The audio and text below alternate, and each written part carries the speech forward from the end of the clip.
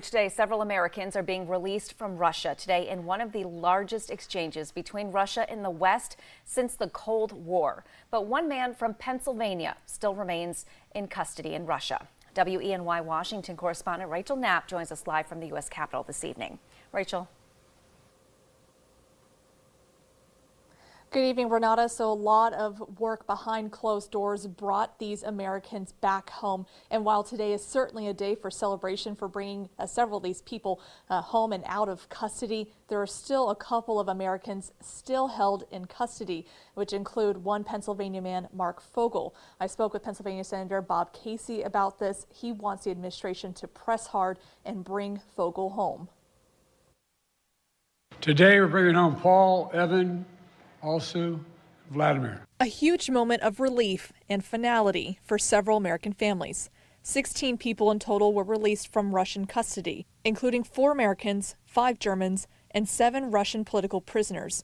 In exchange, 8 people were freed by the West after months-long closed-door negotiations. Russian authorities arrested them, convicted them in show trials, and sentenced them to long prison terms with absolutely no legitimate reason whatsoever, none. One of the Americans include Wall Street journalist Evan Gershkovich, who was accused of being a spy. Another is a man from Michigan, Paul Whelan. He is a former U.S. Marine. After being unjustly held by the Russian government, what they did to him was tragic and unacceptable. But now, finally, he's coming back. While many are celebrating their homecoming, there are still several Americans detained abroad, including Pennsylvania teacher Mark Fogel. In a joint statement from Pennsylvania Representative Mike Kelly, Senators John Fetterman and Bob Casey, they're urging the swap to include Fogel, who is currently serving a 14-year Russian sentence for possession of medical marijuana used to treat his severe back injury.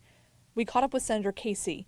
He wants the Biden administration to use Fogel's name and press harder for his release. There's been almost no mention of his name by administration officials. That's been terribly frustrating and I think unacceptable, not only to the family, but to me, representing him and his family. Now, any message for Mark? I just want Mark to know, as I've conveyed to his family, that we're going to continue to press night and day to get him out.